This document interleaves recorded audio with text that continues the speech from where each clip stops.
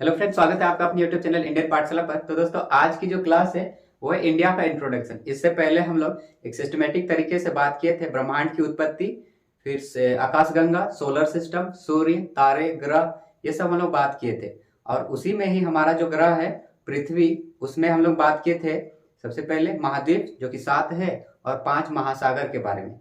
7 महाद्वीप में से अपना जो महाद्वीप है एशिया, उसी पर ही है अपना देश भारत, इंडिया, हिंदुस्तान, आर्यवर्त, और एक है जम्बूद्वीप। ये भारत का ही नाम है। ये इनमें से भारत और इंडिया, सिर्फ इसी का नाम जो है आपको भारत का संविधान में उल्लेखित मिलेगा। तो भारत के बारे में समझने के लिए सबसे पहले मेरे को एक मैप की जरूरत है। तो चलिए सबसे पहले मैप बना लेते हैं और फिर आगे भारत के बारे में बात करते हैं।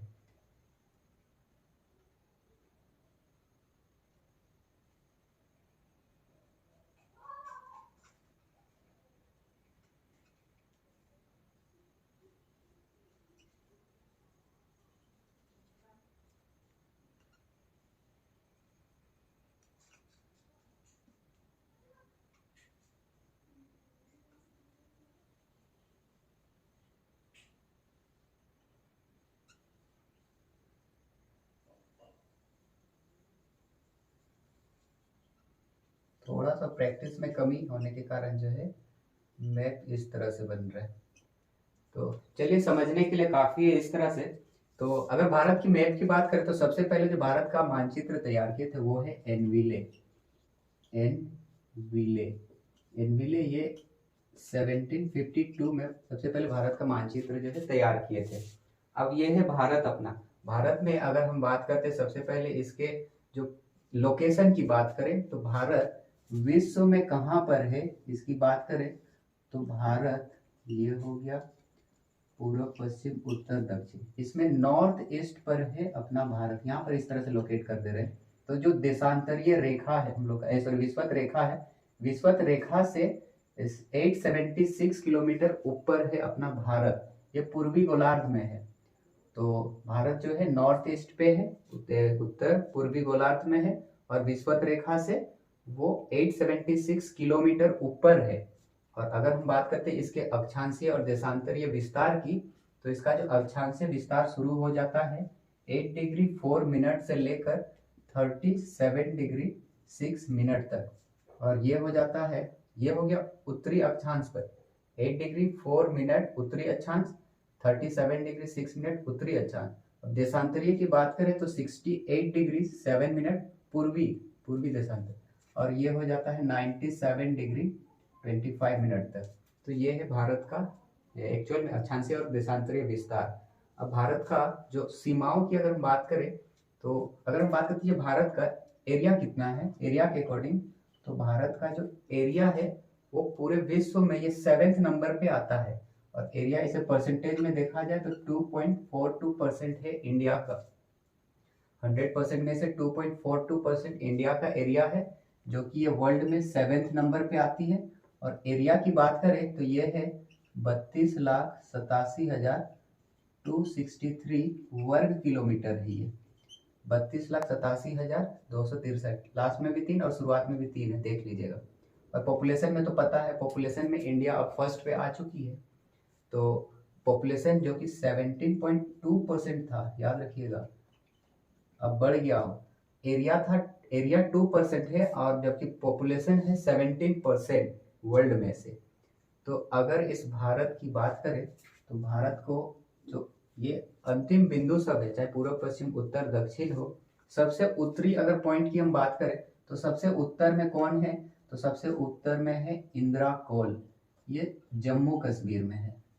और सबसे जो दक्षिणतम बिंदु है वो है इंदिरा पॉइंट है, और ये है ग्रेट निकोबर में। ग्रेट निकोबर में आपको मिल जाएगा, निकोबर। इसको इंदिरा पॉइंट को पिग्मेलियन पॉइंट भी कहा जाता है। इसको पिग्मेलियन पॉइंट भी कहा जाता है, पिग्मेलियन पिग्मेलियन पॉइंट भी कहा जाता है। और ये भारत का दक्षिणतम बिंदु है। जबकि अगर वेस्ट वाला बात करें, पश्चिम में, सबसे पश्चिम में कौन है, तो गुजरात का एक जगह है गुहार माता या गौर माता, गौर माता, ये गुजरात में है। और सबसे पूर्वी छोर की बात करें तो सबसे पूर्वी छोर पर मिल जाते हैं अरुणाचल प्रदेश का कीबीथु, कीबीथु, ये अरुणाचल प्रदेश में मिल जाएंगे। तो इस प्रकार से ये चारों पॉइंट को अगर मिला देते हैं तो भारत का जो संरचना है वो चतुष्कोणीय हो जाता है। भारत का संरचना चतुष्कोणीय हो जाता है इन चार पॉइंट को मिलाने से। अगर हम बात करते हैं इसका जो उत्तर और दक्षिण के बीच की लंबाई, पूर्व से पश्चिम की ओर, वैसे यहाँ से देखा जाए तो उत्तर से दक्षिण तक की जो लंबाई है वो सबसे ज्यादा लग रहा है। तो इसकी लंबाई हो जाती है उत्तर से दक्षिण, ये हो जाता है 3214 किलोमीटर, ऐसे याद कीजिए 3214 किलोमीटर। और अगर हम बात करते हैं पूर्व पश्चिम की, ये वाला, तो ये हो जाता है 2933 किलोमीटर, 3933 किलोमीटर, ये हो जाता है पूर्व से पश्चिम की ओर दूरी। अब इसी अपना भारत की बात करें तो इसमें भारत में जो पड़ोसी देश है उनकी बात करें तो यहाँ से आपको इधर वाला जो पार्ट है वो है पाकिस्तान, इस जगह मिल जाएगा अफगानिस्तान, अफगानिस्तान, पाकिस्तान, अफगानिस्तान, ये वाला पार्ट है नेपाल, इस जगह आपको मिल जाएगा भूटान, ये वाला है भूटान, और इसी के ऊपर है चीन, यहाँ मिल जाएगा आपको ये वाला जो एरिया दिख रहा है ये है म्यांमार, ये वाला है बांग्लादेश, बांग्लादेश, बांग्लादेश शॉर्ट में लिखते हैं। यहाँ आपको मिल जाएगा ये वाला, यहाँ पर श्रीलंका है, यहाँ पर श्रीलंका, और इधर ये जलीय पड़ोसी देश है श्रीलंका के। अगर इधर साइड देखा जाए तो यहाँ पर आपको मिल जाएगा मालदीव, मालदीव आपको यहाँ पर मिल जाएगा, ये जलीय पड़ोसी देश है। तो ये हो गया। इसी में हमको ये अरब सागर है, ये वाला, सॉरी अरब नहीं, बंगाल की खाड़ी, बंगाल की खाड़ी, बंगाल की खाड़ी में आपको मिल जाएगा इस जगह से, यहाँ से ये द्वीप समूह सब है, ये है अंडमान निकोबार द्वीप समूह, शॉर्ट में लिखते हैं अंडमान निकोबार द्वीप समूह, ये है। और अरब सागर इधर है, तो अरब सागर में, अरब सागर, अरब सागर में आपको मिल जाएगा यहाँ पर द्वीप समूह है लक्षद्वीप, लक्षद्वीप आपको इधर साइड मिल जाएगा। और ये जो अपना इंडिया की ये नीचे वाला पार्ट है, ये जो महासागर है, टोटल 5 महासागर में से एक है हिंद महासागर, हिंद महासागर, ये अपना यहाँ पर। तो इस प्रकार से भारत के बारे में थोड़ी सी जानकारी ले ली। अब इसी के हम बात करें अंदर की, तो भारत के यहाँ पर आपको टोटल 2 रेखाएं मिलेगी। अब वो जो 2 रेखाएं हैं, एक तो आपको पता है यहाँ से लेकर जो रेखा टच करती है ये है कर्क रेखा, कर्क रेखा जो कि 8 राज्य से होकर प्रवेश करती है, 8 राज्य को टच करती है। और यहीं पर नेपाल से इधर इस जगह आपको मिलेगा ये जो लाइन है, ये लाइन है भारतीय मानक समय रेखा, ये है भारतीय मानक समय रेखा। भारतीय मानक समय रेखा, इंडियन स्टैंडर्ड टाइम, ये भारत के टोटल 5 राज्य को टच करती है, 5 राज्य को टच करती हुई आगे आती है। तो कर्क रेखा को अगर याद करें तो इसको आप पेयर में याद कीजिए, इजीली याद हो जाएगा। 2-2 करके याद करते। सबसे पहले ये वाला है गुजरात, गुजरात, फिर आगे जाएंगे राजस्थान, गुजरात मिल गया, राजस्थान मिल गया, फिर आगे जाएंगे तो हमको मिलेगा मध्य प्रदेश एमपी, फिर मिलेगा छत्तीसगढ़, छत्तीसगढ़, छत्तीसगढ़ के आगे जाएंगे तो अपना झारखंड, और झारखंड के आगे वेस्ट बंगाल मिलेगा, और यहीं पर मिलेगा आपको त्रिपुरा, त्रिपुरा और मिजोरम, त्रिपुरा और मिजोरम, ये टोटल 8 जो है राज्य इस प्रकार से याद कर सकते हो। अब अगर हम बात करते हैं भारतीय मानक समय रेखा जो कि 5 राज्य से होकर गुजरती है, इसको याद कैसे करेंगे? इसमें 5 राज्य में से 3 राज्य तो प्रदेश ही है, मतलब यूपी, फिर हो जाएगा एमपी, एपी, फिर याद कीजिएगा छत्तीस उड़ीसा, छत्तीस उड़ीसा। तो उत्तर प्रदेश, सबसे पहले उत्तर प्रदेश, फिर मध्य प्रदेश, छत्तीसगढ़, उड़ीसा और फिर आंध्र प्रदेश में जाए। तो इस प्रकार से इसके टोटल 5 राज्य जो है भारतीय मानक समय रेखा ये लाइन को टच करते हैं। अगर हम बात करते हैं, वैसे टाइम जो है अलग अलग हो सकता है, लेकिन हम भारत का एक ही टाइम के लिए ये वाला लाइन जो कि उत्तर प्रदेश, एक्चुअल में भारत का जो मानक समय है वो हम मानते हैं इलाहाबाद, इलाहाबाद का मिर्जापुर, इलाहाबाद का नैनी जिला, इलाहाबाद का नैनी जिला जो कि इस जगह है यूपी में, हम इसी में बात करेंगे उत्तर प्रदेश का नैनी जिला। अगर हम बात करेंगे इसका, ये उत्तर प्रदेश का जो इलाहाबाद का नैनी जिला है वो 82.5 डिग्री ये देशांतर को टच करती है, और इसी को ही हम लोग भारत का मानक समय मानते हैं, इंडियन स्टैंडर्ड टाइम। तो ये बात करें तो ये वाला हम लिए कहाँ से, आया कहाँ से, तो ये जो देशांतर है इसके बीच वाला है, इसके 68 डिग्री और 97 डिग्री का जो बीच में आएगा। देखिए कैसे, बीच के लिए क्या करेंगे, इन दोनों का एवरेज मतलब दोनों को जोड़ दीजिए और 2 से डिवाइड कर दीजिए। 68 और उधर हो गया 97, इनको जोड़ेंगे 7 15 1 हो गया 10 16, 165 आया। अब इनका आधा करेंगे तो इनका आधा ही आ जाएगा 82 डिग्री, 80 82.5 डिग्री जो है वो आ जाएगा यहाँ से। और अगर हम बात करेंगे कि हमारा जो ये समय है वो ग्रीनविच का समय से 5 घंटा 30 मिनट आगे है। 5 घंटा 30 मिनट भारत का जो समय है वो ग्रीनविच, ग्रीनविच किसको बोलते हैं, 0 डिग्री देशांतर, 0 डिग्री देशांतर जो कि इंग्लैंड का ही लंदन के ग्रीनविच से होते हुए ये आती है ग्रीनविच। आप ऐसा याद कीजिए कि अंतर्राष्ट्रीय जो समय का निर्धारण है वो 0 डिग्री देशांतर से हम लोग निर्धारित करते हैं। अब इसी का हम बात करेंगे कि ये जो 5 घंटा 30 मिनट है वो आया कैसे, तो इसको कैसे याद करेंगे। हमको पता है कि पृथ्वी जो है एक चक्कर घूमने में 24 घंटा का समय लगाती है। मतलब हम बोल सकते हैं एक चक्कर मतलब 360 डिग्री, और 360 डिग्री घूमने में ये लगा रहा है 24 घंटा।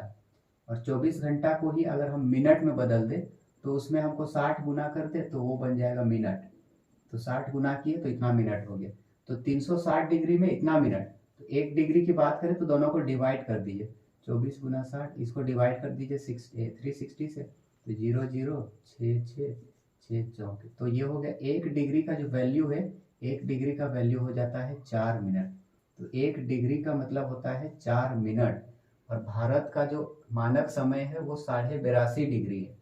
तो इसको अगर हम वैल्यू निकालते हैं, 1 डिग्री का इतना मान है तो 82.5 डिग्री का मान कितना हो, 82.5 डिग्री, इसका अगर वैल्यू निकालते 165/2 था ये, इसमें 4 से मल्टीप्लाई करेंगे तो 2 5 10 0 1 16 32 33 330 मिनट हो रहा है। तो ये जो 330 मिनट है इसी को अगर घंटे में कन्वर्ट करें तो यही होगा 300 मिनट मतलब 5 घंटा, और इधर 3 तो 5 30 इतना मिनट हो गया। तो भारत का जो समय है वो ग्रीनविच का समय से 5 घंटा 30 मिनट आगे है। अगर ग्रीनविच वाला 0 डिग्री देशांतर पर जो भी देश है अगर वहां पर तो सेम टाइम होगा, वहां अगर 12 बज रहा है, दोपहर का 12 बज रहा है, तो अपने यहाँ का टाइम जो है वो शाम का 5:30 होगा। तो इस प्रकार से ये चीज होगी। अब अगर हम बात करते हैं हमारा जो देश भारत है, क्योंकि देशांतर रेखाएं टाइम का निर्धारण करती है, तो इस जगह का टाइमिंग और इस जगह का टाइमिंग जो है वो अलग अलग होगा। लेकिन अगर हम बात करते हैं वो कितना टाइम डिफरेंस है इन दोनों के बीच, तो क्या करेंगे, इन दोनों का हम लोग डिफरेंस निकालते हैं। तो इनका डिफरेंस 97 और 68, 97 डिग्री और 68 दोनों को अगर माइनस करते हैं तो 7 से हो गया 17 18 16 9 हो गया, और इधर 29। अगर लास्ट वाला जो है सब कुछ छोड़ देते हम मान लेते हैं ये 30 डिग्री है। 30 डिग्री यहाँ पहले बोले थे 1 डिग्री का मतलब होता है 4 मिनट, तो 30 डिग्री हो जाएगा 3 चौके 12, 120 मिनट हो रहा है। इन दोनों के बीच का डिफरेंस 120 मिनट, 120 मिनट मतलब 2 घंटा। तो लगभग 2 घंटा का डिफरेंस है यहाँ पर। गौरमाथा बोले थे ना, गुजरात का जो इधर वाला पॉइंट है, गुजरात और अरुणाचल प्रदेश, इनके बीच का जो टाइम डिफरेंस है वो 2 घंटा का है। लेकिन कंफ्यूजन ना हो बोल के हम लोग जो है भारत का एक ही टाइम लेते हैं और वो यहाँ से हम लोग बात करते हैं। तो इस प्रकार से ये चीज़ भी आपको क्लियर हो गया। अगर हम बात करते हैं वापस से पड़ोसी देशों की, तो इसमें हम आप याद कीजिएगा, एक छोटा सा है, उसको आप बोलिए डॉक्टर, ये पर लिख रहा है डॉक्टर मोहन, याद कीजिएगा डॉक्टर मोहन। मैंने बोला डी से याद कीजिएगा डुरंड रेखा। डुरंड रेखा अफगानिस्तान और पाकिस्तान के बीच है। ये वाला जो रेखा, ये वाला जो लाइन है इसको बोला जाता है डुरंड रेखा। फिर आर से रेड क्लिफ, पाकिस्तान और भारत इनके बीच का जो सीमा है, इनके बीच का जो रेखा है बॉर्डर का, ये रेखा को बोला जाता है डुरंड रेखा, डुरंड लाइन। और मोहन से याद कीजिएगा अरुणाचल प्रदेश, अपना इंडिया यहाँ और चाइना उधर, तो मोहन से हो जाएगा मैक मोहन। तो यहीं पर हम शॉर्ट में लिख दे रहे हैं मैकमोहन, चलिए लिख देते हैं मैकमोहन। तो मैकमोहन हो जाता है चीन और भारत के बीच का जो सीमा रेखा है उसको बोला जाता है मैकमोहन रेखा। यहीं पर हमको आगे चल के एक और पढ़ने को मिलेगा। यहाँ पर देखिएगा त्रिपुरा, त्रिपुरा, त्रिपुरा और बांग्लादेश, त्रिपुरा और बांग्लादेश, त्रिपुरा और बांग्लादेश के बीच का जो रेखा है इसको हम बोलेंगे 0 डिग्री, 0 डिग्री लाइन हम बोलेंगे, 0 डिग्री लाइन, जो कि बांग्लादेश और त्रिपुरा के मध्य है। तो इसी में हम बात करेंगे आगे। तो हम बात करेंगे टोटल जो जलीय, स्थलीय और स्थलीय पड़ोसी देश है। आई मीन इसमें हम बात करें सबसे पहले स्थलीय, इसी में लिख देते हैं स्थलीय। अगर पड़ोसी देश की बात करें, स्थलीय मुख्य रूप से स्थल से जुड़े होने चाहिए, तो ये है टोटल 7, स्थलीय 7 हो गए। और जलीय अगर पड़ोसी देश की बात करें तो जलीय हो गए 2। जैसे स्थलीय में मैंने बोला था यहाँ पर पाकिस्तान मिलेगा, स्थल रूप से कनेक्टेड है अफगानिस्तान, चीन, नेपाल, भूटान, 1 2 3 4 5, बांग्लादेश हो गया और म्यांमार 7 हो गया। जलीय बात करें तो जलीय में श्रीलंका आ जाएगा और मालदीव आ जाएगा। और स्थल और जल, स्थल और जल इन दोनों के माध्यम से कौन कौन से देश, कितने देश अगर भारत के साथ कनेक्ट है तो टोटल 3 हो जाएंगे, स्थल के रूप से भी और जल के। तो स्थल रूप से यहाँ पाकिस्तान देखिएगा, यहाँ स्थल रूप से भी है और जलीय भी पड़ोसी देश है। फिर दूसरा हो जाएगा यहाँ पर बांग्लादेश, देखिए स्थल रूप से भी है और जलीय भी। फिर म्यांमार को देखेंगे, ये भी स्थल और जल दोनों रूप से जो है भारत के साथ कनेक्ट है। तो टोटल जो है 3 हो गए। अगर यहाँ पर और थोड़ा सा अगर इसका डिटेल्स बात करें, ये तो हो गया।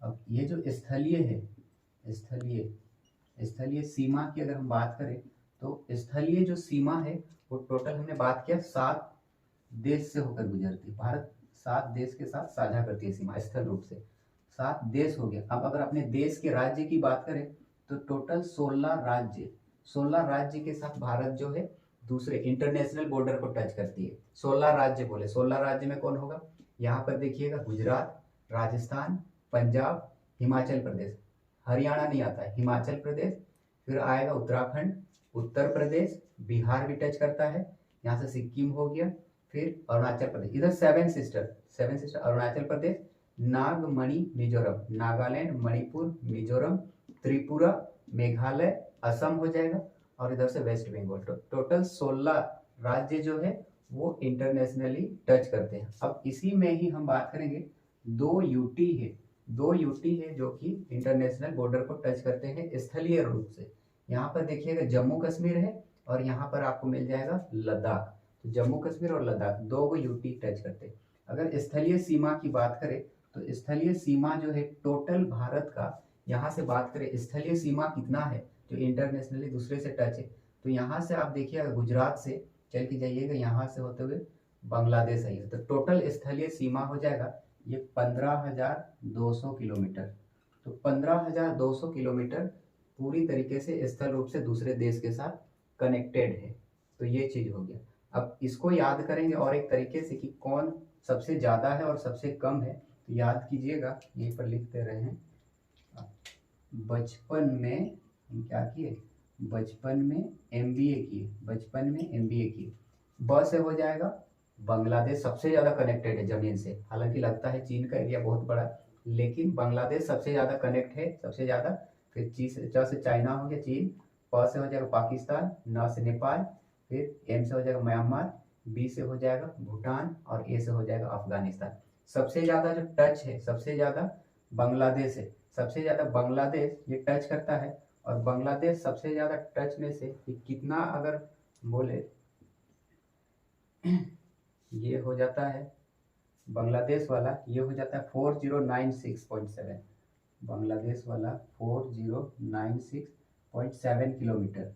ये बांग्लादेश जो है इतना किलोमीटर वो टच करता है स्थल रूप से इंडिया के साथ। और अफगानिस्तान यहाँ पर सबसे कम है, और अफगानिस्तान कितना है, वो है 106 किलोमीटर। तो इस प्रकार से बांग्लादेश सबसे ज़्यादा कनेक्ट है, सबसे ज़्यादा साझा करता है, और अफगानिस्तान सबसे कम जो है लेंथ साझा करता है। तो ये चीज़ हो गया स्थलीय रूप से। अब बात करते हैं जलीय, मतलब समुद्री तट रेखा की बात करें तो समुद्री तट रेखा, समुद्री तट, इसमें हम क्या करेंगे, ये जो समुद्र वाला तट है कितना लंबाई है, तो सबसे पहले हम बात करेंगे तट रेखा वाला में बात करेंगे। तो तट रेखा में सबसे पहले हम बात करेंगे प्रायद्वीपीय भारत। प्रायद्वीपीय भारत की हम बात करें, प्रायद्वीपीय भारत किसको बोलते हैं? प्रायद्वीपीय शब्द का मतलब होता है ये वैसे क्षेत्र होता है जो तीनों ओर से पानी से घिरा हुआ होता है। यहाँ देखिए ये वाला जो आपको देखेंगे, अब इसके नीचे हो गया, फिर लेफ्ट राइट, ये तीनों ओर से पानी से घिरा हुआ है। तो ये प्रायद्वीपीय भारत, इसका जो तट है इसका हम बात करेंगे। और इसी देश के इधर जो अगल बगल है हिंद महासागर में या अंडर हमको बंगाल की खाड़ी या फिर अरब सागर में देखिएगा, तो यहाँ भारत का बहुत सारे द्वीप समूह हैं। तो उनकी भी अगर तट को ऐड कर लिया जाए तो प्रायद्वीपीय भारत का तो हम बात करेंगे ही, साथ में हमको द्वीप प्रदेश की भी बात करेंगे। द्वीप प्रदेश, तो समुद्री तट रेखाओं की अगर हम बात करें तो प्रायद्वीपीय भारत, ये जो यहाँ से गुजरात से ये वाला है, तो यहाँ का जो लंबाई है टोटल इसकी लंबाई हो जाती है 5422.6 किलोमीटर, 5422 किलोमीटर ये प्रायद्वीपीय वाला तट है, तट रेखा की लंबाई है। और द्वीप प्रदेश की बात करें तो ये द्वीप प्रदेश की लंबाई हो जाती है 2094 किलोमीटर, 2094 किलोमीटर हो जाता है टोटल द्वीप का, इसके जो द्वीप प्रदेश है उनकी तट की लंबाई। ओवरऑल इनकी अगर ऐड कर दें तो क्या हो जाएगा, ये 0.6 तो उधर होगा, 4 5 6 हो गया, 9 10 11 1 4 1 5 5 6 7, तो 7516.6 किलोमीटर भारत का अगर टोटल अगर तट की लंबाई बात करें, प्रायद्वीपीय भारत को भी और द्वीप प्रदेश को मिला दे तो 7516.6 किलोमीटर हो जाता है भारत का टोटल तट रेखाओं की लंबाई। तो ये चीज हो गया। अब तट रेखाओं की बात की है तो इसी में मैं एक चीज और ऐड कर देता हूँ कि यहाँ जो गुजरात वाला पार्ट है, गुजरात से इस जगह ये है गुजरात, गुजरात से हम बात करेंगे यहाँ पर गोवा, गोवा गुजरात से गोवा, फिर गोवा की इधर हम बात करेंगे कर्नाटक, कर्नाटक, फिर कर्नाटक के यहाँ पर आपको मिल जाएगा कन्याकुमारी, यहीं पर है कन्याकुमारी, कन्याकुमारी। इससे पहले एक चीज छूट गया था, मैंने बोला था यहाँ पर कि भारत का जो दक्षिणतम बिंदु है, दक्षिणतम बिंदु है वो इंदिरा पॉइंट है, इंदिरा पॉइंट यहाँ पर है, ग्रेट निकोबर, ये सबसे दक्षिणतम है, अंडमान निकोबर द्वीप समूह का सबसे अंतिम छोर यहाँ पर है, ये वाला है इंदिरा पॉइंट है। लेकिन अगर हम बात करें कि भारत का मुख्य रूप से अंतिम ये वाला मुख्य जमीन रूप से यहाँ अंतिम है तो ये कन्याकुमारी हो जाता है।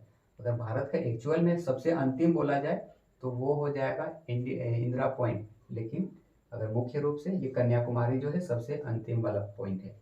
तो कर्नाटक से हम बात करेंगे कन्याकुमारी, इसमें मैं बात कर रहा हूँ तट की जो नाम है, गुजरात से लेकर गोवा तक, गुजरात से गोवा तक की जो तट है इसको बोला जाता है, इसको कोंकण बोलते हैं, कोंकण, कोंकण, कोंकण, कोंकण तट। तो कैसे आती है, कोंकण केन माला, ऐसा बोलिए, कोंकण केन माला, केन से हो जाएगा केनरा, केनरा या फिर कन्नड़ बोलते हैं, कन्नड़।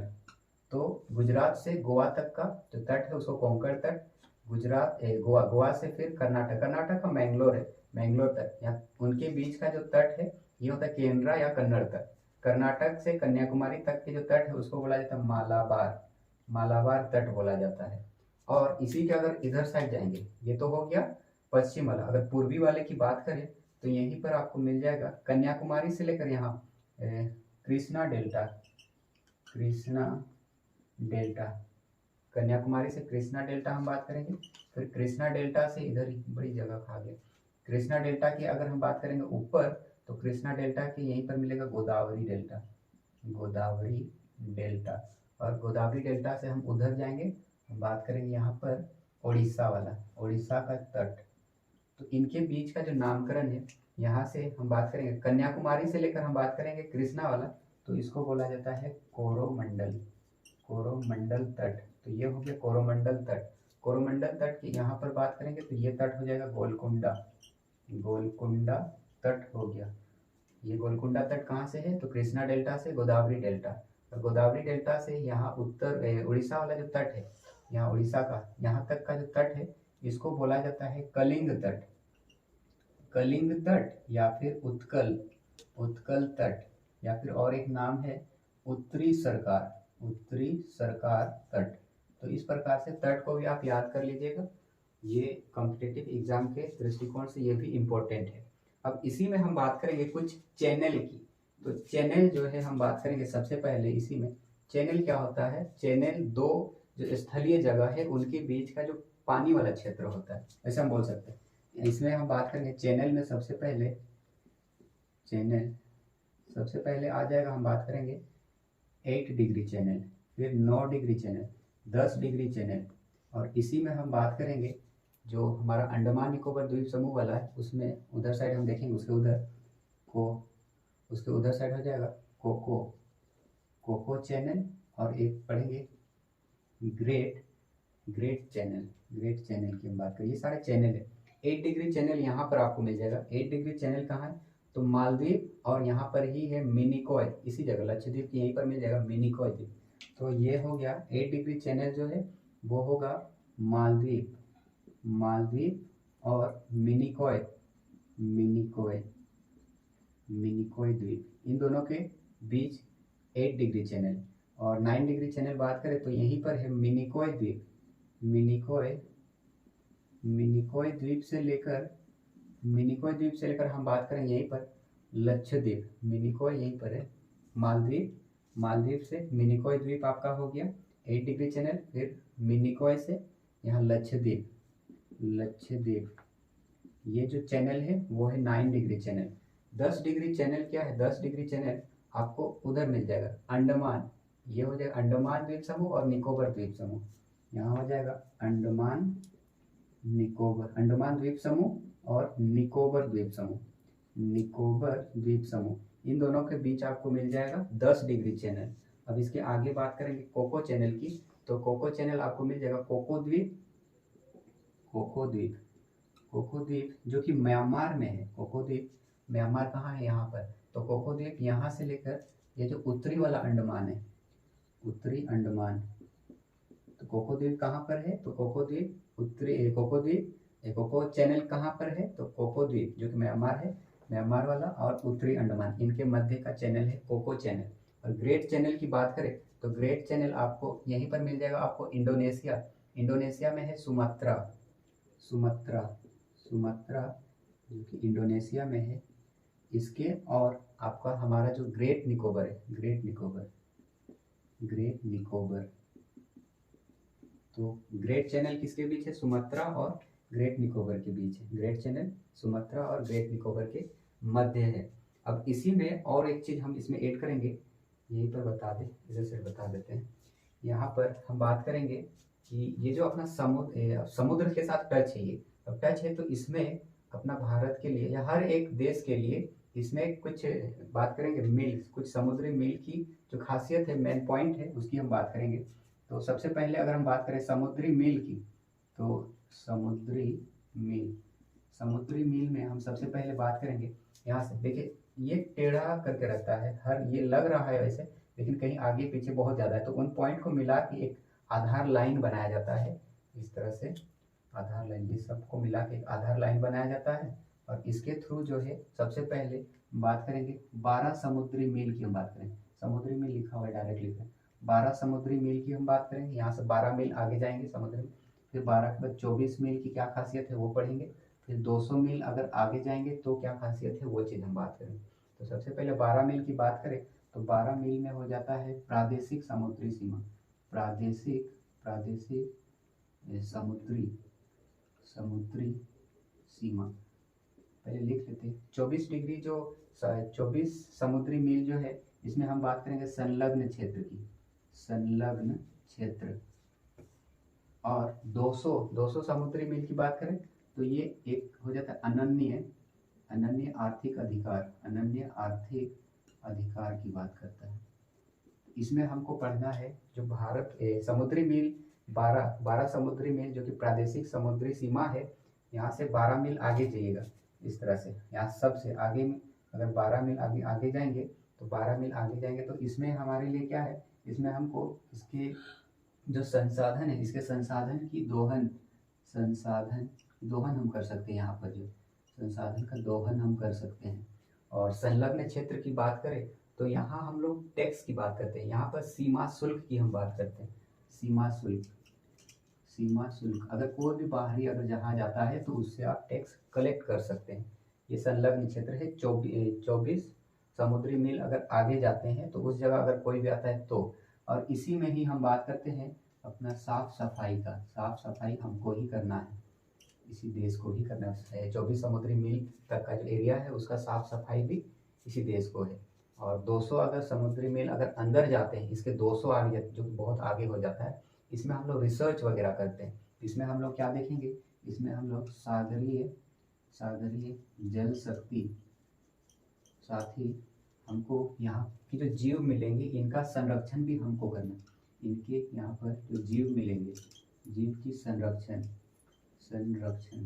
जीव की संरक्षण। और एक चीज हमको करना पड़ता है, इसमें अनुसंधान का पावर हमको मिलता है, शक्ति मिलता है रिसर्च करने का। तो अनुसंधान का हमको पावर है। हम इसके 200 समुद्री मील आगे, 200 समुद्री मील अंदर तक का एरिया में हम जो है रिसर्च का हमको शक्ति, उसका पावर है, हम रिसर्च कर सकते हैं। इस प्रकार से हमने बात किया, चैनल भी हो गया, समुद्री मील भी हो गया। अब कुछ इंपॉर्टेंट फैक्ट्स की अगर हम बात करें तो इंपॉर्टेंट फैक्ट्स में हम सबसे पहले बात करते हैं, यहाँ पर ही आपको मिल जाएगा जो द्वीप समूह है। यहाँ सबसे पहले था व्हीलर द्वीप। यहाँ पर था एक व्हीलर द्वीप।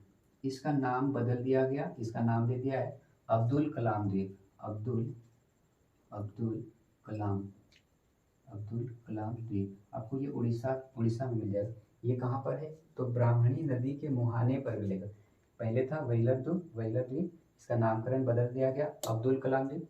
ये कहाँ पर है, तो ये है आपको उड़ीसा वाला जो है ना, उड़ीसा के जो ब्राह्मणी नदी है उसके मुहाने पर है। ब्राह्मणी नदी के मुहाने पर मिल जाएगा आपको। और इसी में हम लोग क्या करते हैं, मिसाइल का परीक्षण करते हैं। यहीं पर हम लोग मिसाइल परीक्षण करते हैं, मिसाइल का टेस्टिंग करते हैं हम लोग यहाँ पर। तो ये हो गया एक इम्पॉर्टेंट फैक्ट। अब इसी में ही और एक बात करेंगे अगर इधर साइड की, तो यहाँ पर आपको मिल जाएगा, ये है लक्षद्वीप। लक्षद्वीप में यहाँ पर लक्षद्वीप में इस जगह हम लोग, लक्षद्वीप का सबसे बड़ा अगर द्वीप बात करें तो सबसे बड़ा जो द्वीप है वो है आंड्रेट। सबसे बड़ा द्वीप आपको यहाँ पर यही मिल जाएगा। इसी में आपको एक चीज मिलेगा, पिटली द्वीप। ये बेसिकली एक पक्षी अभ्यारण्य है। और इसी में ही हमको एक और है अगाती द्वीप, जो कि एक एयरपोर्ट है इसमें। तो ये हम बात किए लक्षद्वीप का कुछ। अब इसी में ही अंडमान निकोबार द्वीप समूह में बात करें तो अंडमान में ही है एक फेमस सेल्यूलर जेल आपको अंडमान में मिल जाएगा। और अंडमान निकोबार द्वीप समूह का जो कैपिटल है पोर्ट ब्लेयर, ये पोर्ट ब्लेयर आपको मिल जाएगा दक्षिण अंडमान में, यहाँ पर मिल जाएगा पोर्ट ब्लेयर। और अंडमान निकोबार द्वीप समूह का सबसे जो उच्चतम चोटी है वो है सेंडल पीक। वो सेंडल पीक आपको मिल जाएगा उत्तरी अंडमान में।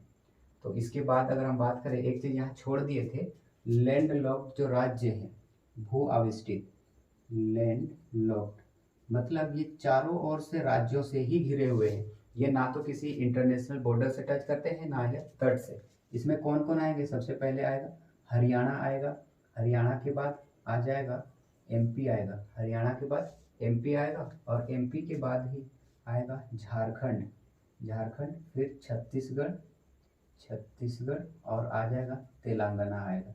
तो ये 5 राज्य जो है पूरी तरीके से लैंड लॉक्ड है। अब इसी में हम बात करेंगे कुछ इंपॉर्टेंट फैक्ट्स की।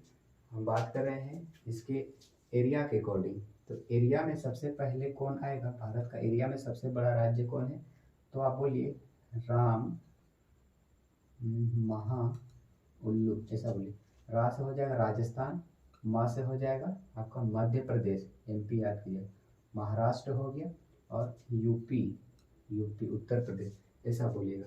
तो राजस्थान, मध्य प्रदेश, महाराष्ट्र, फिर हो गया उत्तर प्रदेश यूपी, और फिर इसके बाद आता है गुजरात आ जाता है, गुजरात। तो ये एरिया के अकॉर्डिंग सबसे बड़ा है। और इसी में ही हम बात करेंगे, इधर जो मैंने बोला था 7 सिस्टर में आपको यहाँ 7 राज्य आते हैं, हालांकि भूटान को भी मिलाते हैं। तो नॉर्थ ईस्ट वाला में टोटल 8 राज्य की हम बात करते हैं। तो आई होप आपको जो है ये सारी डिटेल्स आपको अच्छी लगी। यहीं पर आपको हम बता दे रहे हैं एक यहाँ पर जो अक्सर कन्फ्यूजन रहती है, यहाँ पर पुदुचेरी, यहाँ पुदुचेरी मिलेगा। ये पुदुचेरी है एक यूनियन टेरिटरी, एक केंद्र शासित प्रदेश है, लेकिन इसके जो 3 जिला है वो 3 जिला यहाँ पर नहीं है, इसके 3 जिला अलग अलग जगह पर है। सबसे पहले इधर साइड की अगर हम बात करें तो यहाँ केरल में मिल जाएगा माहे, केरल में मिल जाएगा माहे, ये पुदुचेरी है, केरल में हो जाएगा माहे। और इधर साइड आंध्र प्रदेश में मिल जाएगा यनम, यनम मिल जाएगा। और यहाँ पर तमिलनाडु में आपको मिल जाएगा करिकल, करिकल। तो 3 जिले जो हैं वो पुदुचेरी के अलग अलग जगह, लेकिन ये केंद्र शासित प्रदेश है। इसी में ही यहाँ पर है त्रिपुरा, त्रिपुरा जो कि तीनों ओर से बांग्लादेश से घिरा हुआ है। यहाँ पर त्रिपुरा आपको मिलेगा, तीनों ओर से बांग्लादेश से घिरा हुआ है। और ये जो बांग्लादेश है टोटल 5 राज्यों से होकर भारत में ये अपनी सीमा साझा करती है। तो आई होप आपको ये जो डिटेल्स है आपको अच्छी लगी होगी, वीडियो पसंद आई होगी। अगर अच्छी लगी तो इसे लाइक, कमेंट और अपने दोस्तों को शेयर जरूर करें। साथ ही इसी तरह के नेक्स्ट वीडियो के लिए चैनल को सब्सक्राइब करें। और आज के लिए बस इतना ही रखते हैं, मिलते हैं इसी तरह के नेक्स्ट वीडियो में, तब तक के लिए थैंक यू।